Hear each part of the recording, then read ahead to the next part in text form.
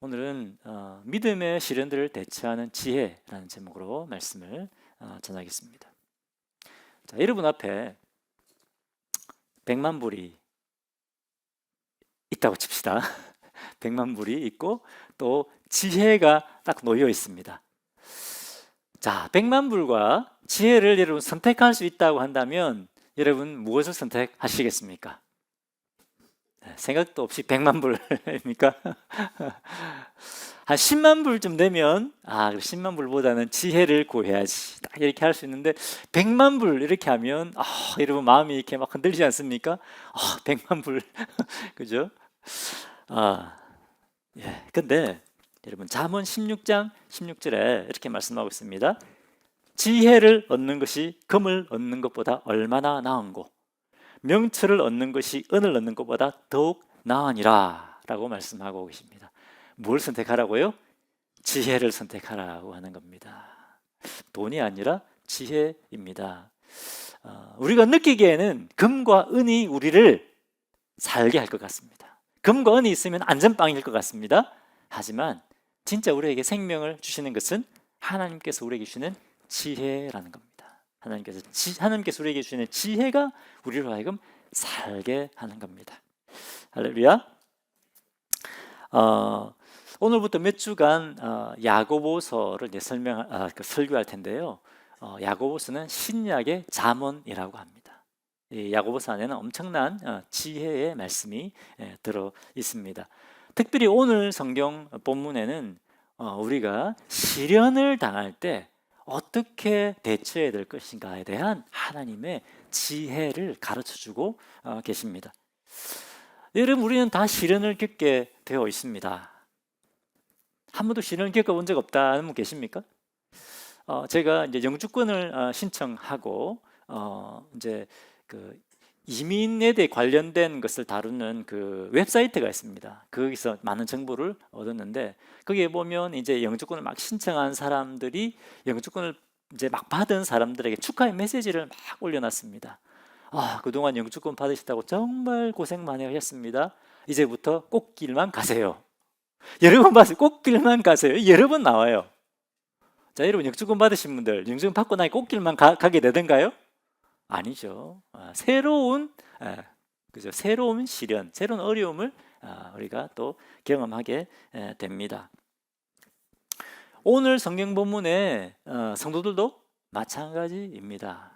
오늘 1절을 보면 이 말씀을 받는 성도들을 뭐라고 부르고 있습니까? 흩어진 12지파라고 부르고 있습니다.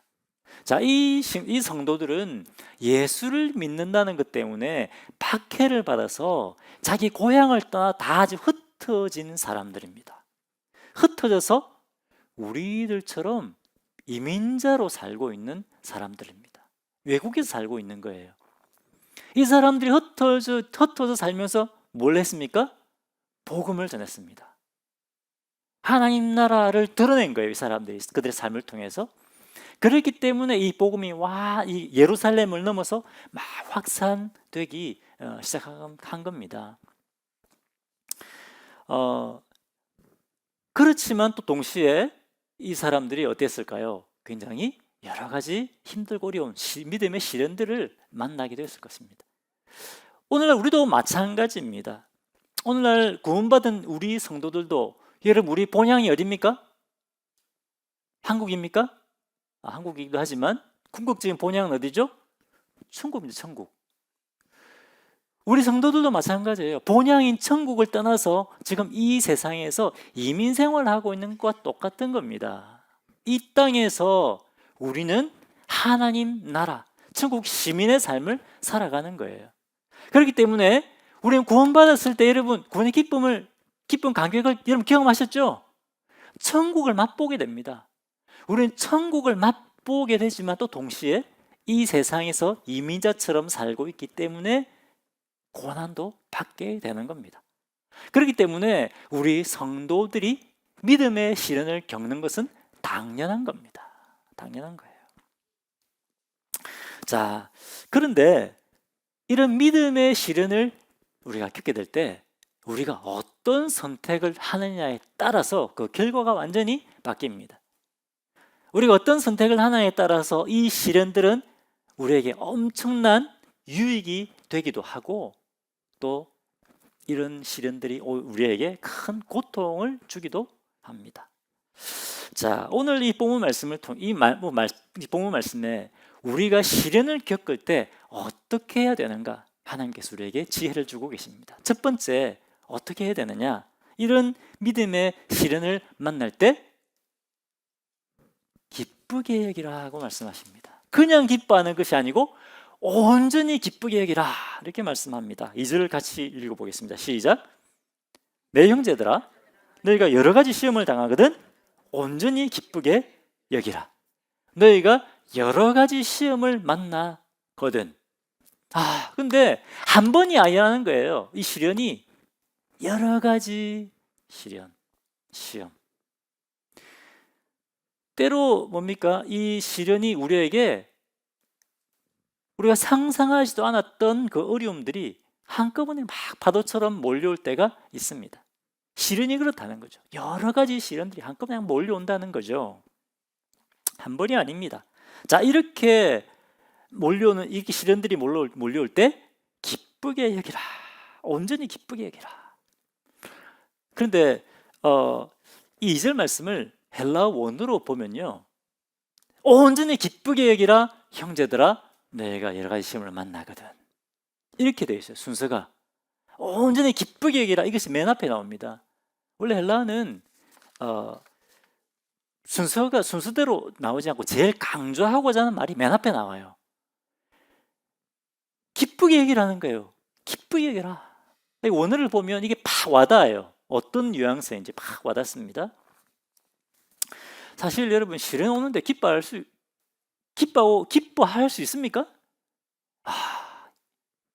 내가 검사를 해봤는데 갑자기 암이 발견됐다. 할렐루야. 갑자기 나옵니까? 안 나오죠. 감정적으로 어렵죠.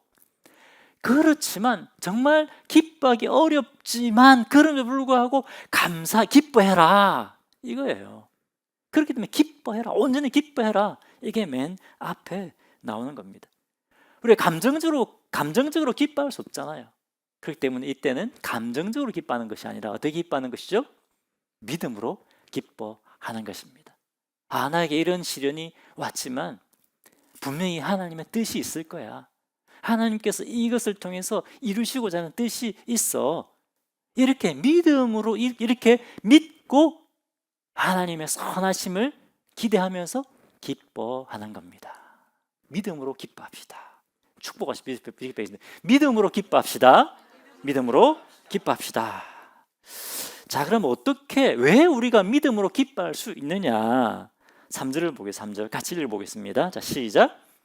이는 너희 믿음의 시련이 인내를 만들어내는 줄 너희가 알미라. 또 4절 맨 마지막에 보면 이렇게 있습니다. 너희로 온전하고 구비하여 조금도 부족함이 없게 하려 함이라. 뭘 통해서? 시련을 통해서. 여기서 인내라는 말이 나오죠. 인내를 이룬다. 여러분, 인내를 만들어낸다. 이 말이 무슨 말입니까? 믿음의 시련이 인내를 만들어낸다. 인내라는 말의 이 헬라 원어의 뜻을 찾아보면요, 고난이나 스트레스를 견뎌내는 힘 이렇게 되어 있습니다. 내적인 강인함입니다. 내적인 강인함. 뭐죠? 이런 시련들을 이겨내는 것을 통해서 우리의 믿음이 더 강해진다는 겁니다. 여러분, 우리가 시련 당할 때 하나님 뭐 하실까요? 다 지켜보고 계실까요? 자, 이상철이 어떻게 하는지 한번 볼까? 이렇게 그냥 보고만 계실까요? 아닙니다. 하나님은 간절한 마음으로 그래, 상철이가 이 시련을 잘 이겨내야 될 텐데, 그죠? 그런 마음이에요. 시편 50편 15절에 환난 날에 나를 부르라. 내가 너를 건지리니 내가 나를 영화롭게 하리로다. 뭡니까? 환난 날에 부르짖게 하시는 거예요. 여러분, 광야 찬양도 있잖아요. 광야에서 뭐 하게 하신다고요? 하나님만 의지하게 하시잖아요. 이 시련을 통해서 뭡니까? 하나님을 하나님께 구하게 만드는 거. 하나님, 주님 붙듭니다. 이렇게 만드시는 거예요. 그렇게 해서 하나님 역사하시고 네가 나를 영화롭게 하리라. 하나님 영광을 드러내신다는 겁니다. 시련 가운데 하나님은 우리와 함께 계시고 그 시련을 이기게 하시는 분입니다. 할렐루야.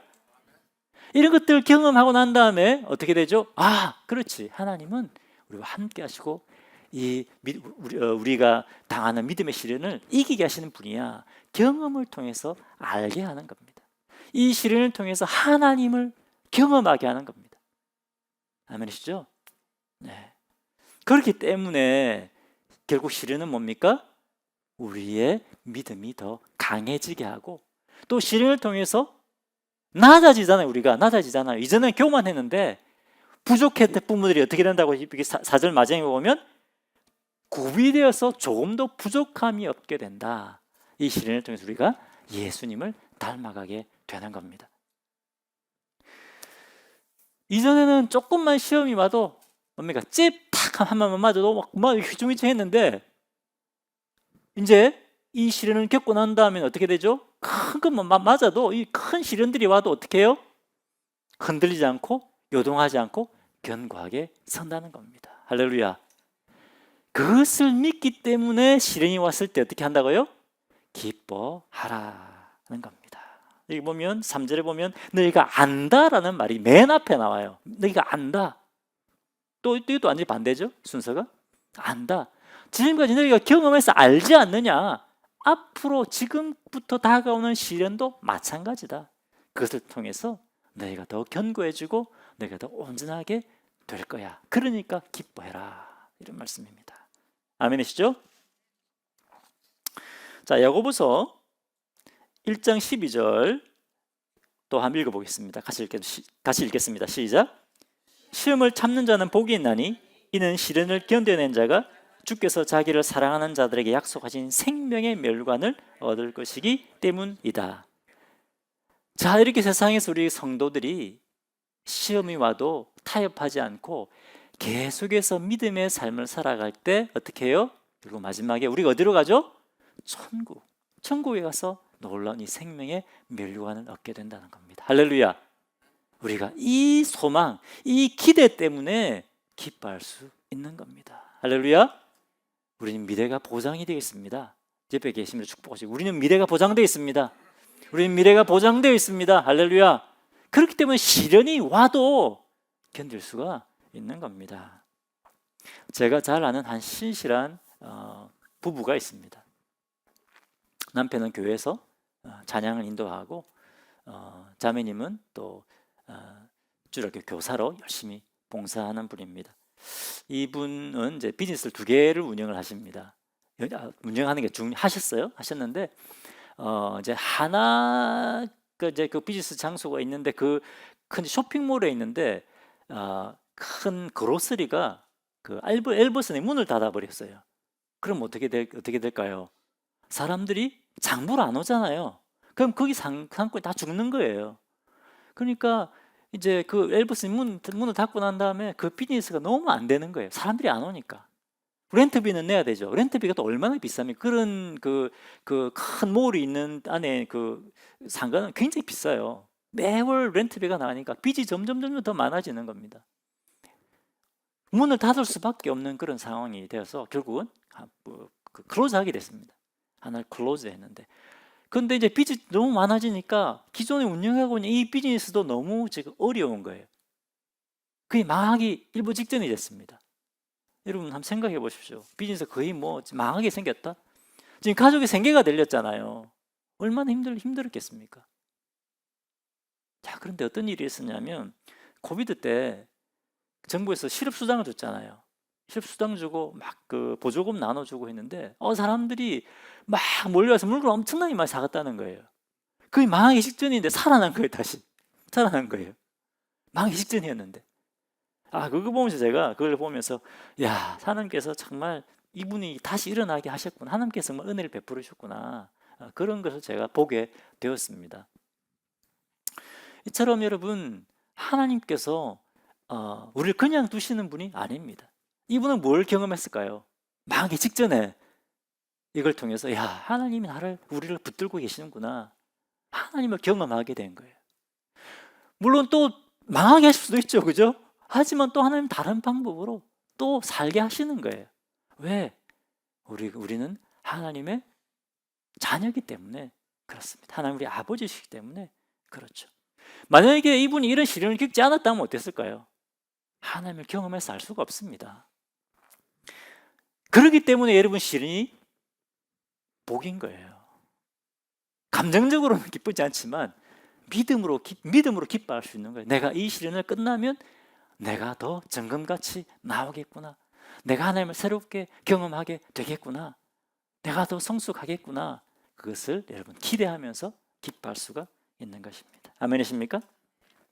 로마서 8장 28절에 우리 너무 잘 아는 말씀이죠. 우리가 알거니와 하나님을 사랑하는 자 곧 그 뜻대로 부르심을 입은 자들에게는 모든 것이 합력하여 선을 이루느니라. 여러분, 하나님은 예수님의 핏값을 지불하시고 우리 죄를 사하신 분이십니다. 그냥 둬도 아무 상관이 없어요. 그럼에도 불구하고 예수님이 우리에게, 하나님께서 이런 놀라운 사랑을 베풀어 주셨습니다. 하나님은 우리를 그분의 오른손에 붙들고 계세요. 할렐루야. 그것을 믿으시기를 바랍니다. 그래서 여러분, 시련이 올 때 어떻게 하라고요? 믿음으로 기뻐하십시오. 그렇게 해서 우리는 시련을 극복할 수가 있는 겁니다. 자, 두 번째, 믿음의 시련이 몰려올 때, 믿음의 시련들이 몰려올 때 우리는 믿음의 행동을 선택해야 됩니다. 뭘 선택해야 된다고요? 믿음의 행동을 선택해야 된다. 자, 이 믿음의 시련이 올 때 기뻐만 해서 안 돼요. 기뻐만 해서 안 돼요. 우리가 해야 될 일들을 해야 됩니다. 야고보서 1장 4절 같이 보겠습니다. 야고보서 1장 4절 같이 읽겠습니다. 시작. 인내를 온전히 이루라. 이는 너희를 온전하고 구비하여 조금도 부족함이 없게 하려 함이라. 인내를 온전히 이루라. 아까 인내가 뭐라고 했습니까? 내적인 강건함, 그죠? 어떤 사탄의 시험이나 이런 것들이 몰려와도 흔들리지 않고 요동하지 않고 견고히 서게 되는 것이 인내라고 했습니다. 그런데 자동적으로 인내가 주어지는 것이 아니라 어떻게 말씀하고 있습니까? 인내를 온전히 이루라고 말씀하고 있습니다. 계속해서 우리가 이것들을 지켜나가야 된다는 것이죠. 우리가 이루어가야 된다. 어떻게 우리가 성도들이 인내를 이루어가게 될까요? 믿음의 행동을, 계속해서 믿음의 행동을 하는 것을 선택함을 통해서 우리가 인내를 이루게 됩니다. 한 번이 아닙니다. 지속적인 믿음의 행동입니다. 자, 야고보서 1장 13절과 14절 같이 읽어보겠습니다. 같이 읽겠습니다. 시작. 사람이 시험을 받을 때에 내가 하나님께 시험을 받는다 하지 말지니 하나님은 악에게 시험을 받지도 아니하시고 친히 아무도 시험하지 아니하시느니라. 14절. 오직 각 사람이 시험을 받는 것은 자기 욕심에 끌려 미혹됨이니. 여러분, 우리가 믿음의 시련을 겪게 되면 마음에 갈등이 일어납니다. 어떤 갈등이 일어나느냐? 하나님의 방법이 아니라 나의 방법, 내 근심과 걱정이 이끄는 대로, 내 육신의 욕심이 이끄는 대로 하고자 하는 그런 유혹이 오고 그런 갈등이 생깁니다. 예를 들어서, 자, 우리가 가장 많이 겪게 되는 어떤 믿음의 시련 가운데 하나가 경제적인 어려움 아니겠습니까? 누구나 다 한 번쯤은 다 겪어 보셨을 겁니다. 자, 그런데 이런 경제적인 어려움, 시련이 올 때 우리 마음속에 어떤 유혹이 들까요? 어떤 유혹이 옵니까? 그동안 교회에서 내가 진짜 열심히 해왔는데 이게 좀 내려놔야 되겠다. 찬양팀에 내려놓고 식사 준비 이것도 완전 토요일 날도 내려놓고 토요일 날도 더 일해야지. 주님을 섬기는 것들보다 뭡니까? 이제 일하는 것에 더 좀 시간을 더 많이 써야 되겠다. 예를 들자면 열심히 안 해도 된다는 말 아닙니다. 열심히 해야 되죠. 그렇죠? 돈이 중요하지 않다는 말이 아닙니다. 중요합니다. 하지만 이런 믿음의 시련이 오면 갈등이 생긴다는 겁니다. 하나님보다 더 지금 이 문제를 더 해결하고자 하는 그런 갈등이 생깁니다. 그런 유혹이 온다는 겁니다. 여러분, 저희 말씀 이해가 되십니까? 공감이 되십니까? 이처럼 믿음의 시련이 오면 우리 안에 갈등이 생기고요. 유혹이 반드시 오게 되어 있습니다. 그런데 이 유혹이, 이런 시험이 어디로부터 온다고요? 하나님이 주신다고요? 다시 14절을 보십시오. 같이 보겠습니다. 오직 각 사람이 시험을 받는 것은 어디에 걸려서? 자기 욕심에 끌려 미혹됨이니. 하나님 시험하시는 거 아니에요. 좀 어려워서 하나님 왜 이렇게 시험을 주실까? 하나님 주시는 것이 아니에요. 내 안에 있는 욕심 때문에 시험을 받는다고 분명히 말씀하고 있습니다. 자, 그러면 이런 갈등이 오고 막 유혹이 될 때 뭘 선택해야 된다고요? 믿음의 행동을 선택하라. 첫 번째, 자, 어떻게 되냐? 자, 야고보서 1장 5절에서 8절 보겠습니다. 자, 먼저 5절부터 보겠습니다. 5절. 자, 읽겠습니다. 시작. 너희 중에 누구든지 지혜가 부족하거든 모든 사람에게 후히 주시고 꾸짖지 아니하시는 하나님께 구하라. 그래하면 주시리라. 첫 번째 해야 될 믿음의 행동이 뭐라고요? 하나님께 구하는 겁니다. 기도하는 겁니다. 문제 생기면 기도 안 하고 막 쫓아다니면 이 문제 해결하고 저 문제 해결하고 막 그렇게 우리가 하려고 하지 않습니까? 그런데 도저히 우리 힘으로 해결할 수 없을 때 내 힘으로 해보려고 하는 것이 아니라 어떻게, 뭐부터 하라고요? 하나님께 구하라. 지혜를 구하라는 겁니다. 이것이 믿음의 행동입니다. 자, 그리고 기도하고 난 다음에는 어떻게? 믿음으로 기도한 대로 믿고 행동하라는 겁니다. 6절 보겠습니다. 6절 같이 읽겠습니다. 시작. 오직 믿음으로 구하고 조금도 의심하지 말라. 의심하는 자는 마치 바람에 밀려 요동하는 바다 물결 같으니. 기도하고 어떻게 하라고요? 의심하지 말라는 겁니다. 기도하고 의심하지 말라는 것은 기도한 대로 믿고 행하라는 말씀입니다. 기도하고 의심한다는 것은 뭡니까? 기도는 해놨는데 못 믿고 뭡니까? 자기의 육신의 생각, 욕심을 따라 행하는 것입니다. 그러면 어떻게 된다고요? 의심하고 믿음으로 행동하지 않으면 마치 바람에 밀려 요동하는 바다 물결 같으니. 바다 물결이 뭡니까? 조그만 바람을 휘청 이렇게 왔다 갔다 하지 않습니까? 그죠? 조금만 시험이 오면 이리 갔다 저리 갔다 요동하고 흔들리는 그런 삶을 살게 된다는 겁니다. 우리가 기도하고 하나님이 도와주실 거야. 하나님이 지혜를 주실 것이야. 그 믿고 행동할 때 어떻게 된다고요? 요동하지 않고 견고하게 서게 된다는 겁니다. 14절. 오직 각 사람이 시험을 받는 것은 자기 욕심에 끌려 미혹됨이니. 15절. 욕심이 잉태한 적 죄를 낳고 죄가 장성한 적 사망을 낳느니라. 계속해서 우리가 믿음의 행동을 하지 않고 계속해서 우리가 육신의 욕심에 따라 살면 결국 어떻게 된다고요? 우리가 깊은 죄 가운데 빠지게 되는 겁니다. 여러분, 하나님의 방법을 선택하면 마치 우리가 손해볼 것 같습니다. 망할 것 같습니다. 세상적인 방법을 쓰면 문제가 막 해결될 것 같아요. 이렇게 하면 될 것 같습니다. 그런데 결국 뭐가 맞을까요? 하나님의 방법이 맞습니다.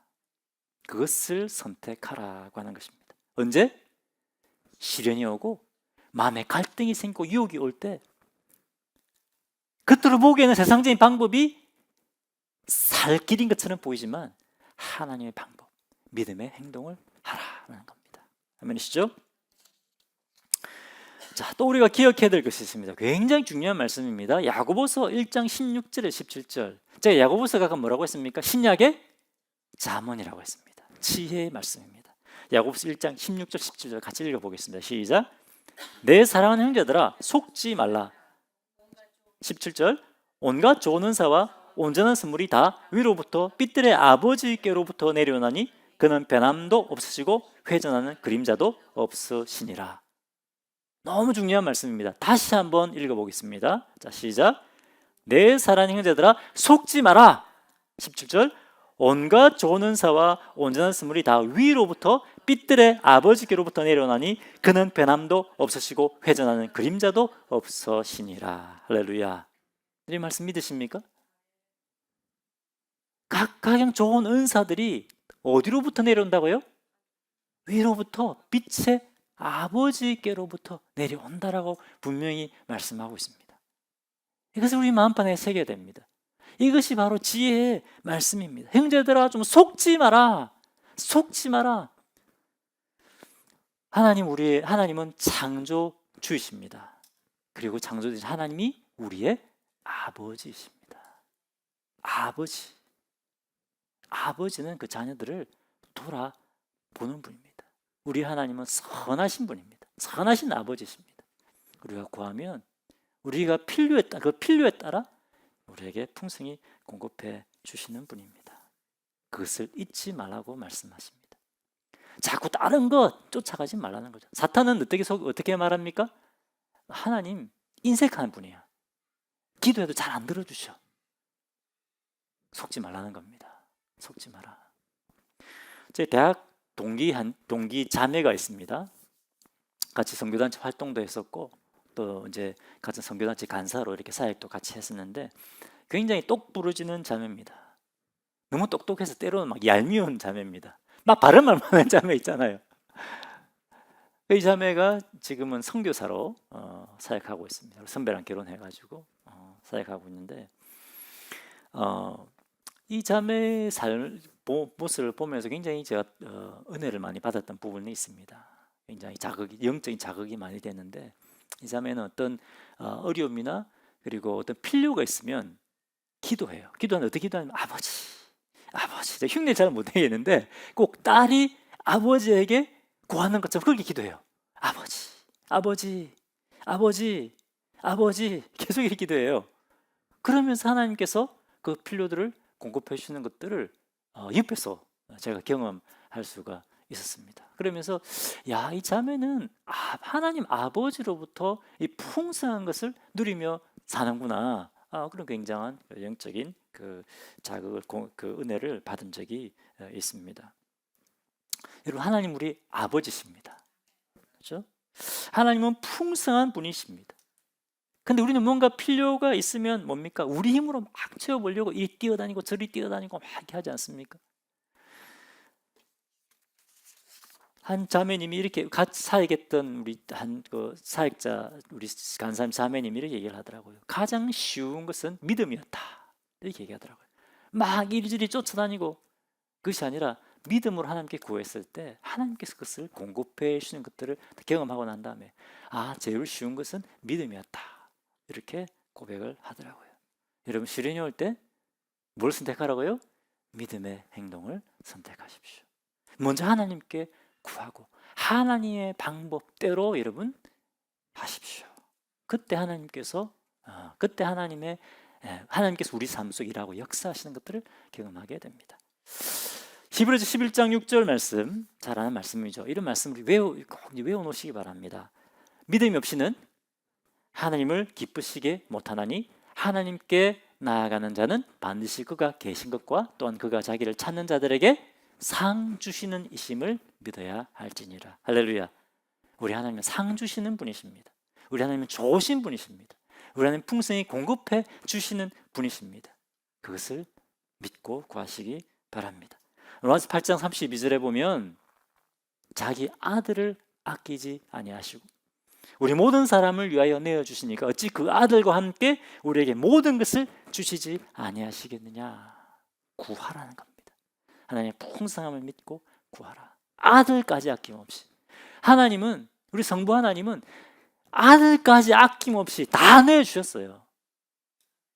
십자가의 고통의 자리에 내오셨습니다. 우리를 그냥 사랑하시는 정도가 아닙니다. 여러분, 그것을 믿으시기를 바랍니다. 우리 하나님 아버지는 부자십니다. 네. 여러분, 2026년 올해 한 해를 살아가다 보면 반드시 믿음의 시련에 부딪히게 되어 있습니다. 왜? 우리는 천국 시민이기 때문에 그렇습니다. 올해뿐만 아니라 평생 살아가면서 우리가 천국 가는 그날까지 우리는 믿음의 시련을 겪게 될 겁니다. 믿음의 시련만 겪는 것이 아니라 천국의 기쁨을 맛보게 되죠. 그죠? 그냥 그때 우리가 어떻게 된다고요? 시련을 만날 때 온전히 기쁘게 여기십시오. 그리고 내 육신의 욕심, 내 육신의 생각을 따라 하는 것이 아니라 무엇을 선택해야 됩니까? 믿음의 행동을 선택하십시오. 그때 이 시련이 변하여서 우리를 하여금 견고하게 서는 사람들, 믿음의 사람들로 우리를 세워 가실 겁니다. 아멘이십니까? 네. 오늘 말씀을 기억하면서 함께 우리가 찬양 드리도록 하겠습니다.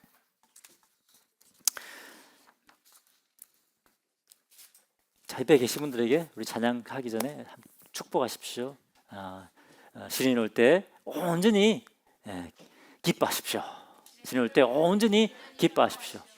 믿음의 행동을 선택하십시오. 믿음의 행동을 선택하십시오. 하나님께서 모든 것이 하나님께로부터 내려옵니다. 모든 것이 하나님께로부터 내려옵니다. 아멘이십니까? 네, 이 고백만 하고 또 가셔서 말씀 관계없이 사시면 안 됩니다. 이 말씀 붙들고 여러분 사시기를 바랍니다. 함께 찬양하겠습니다.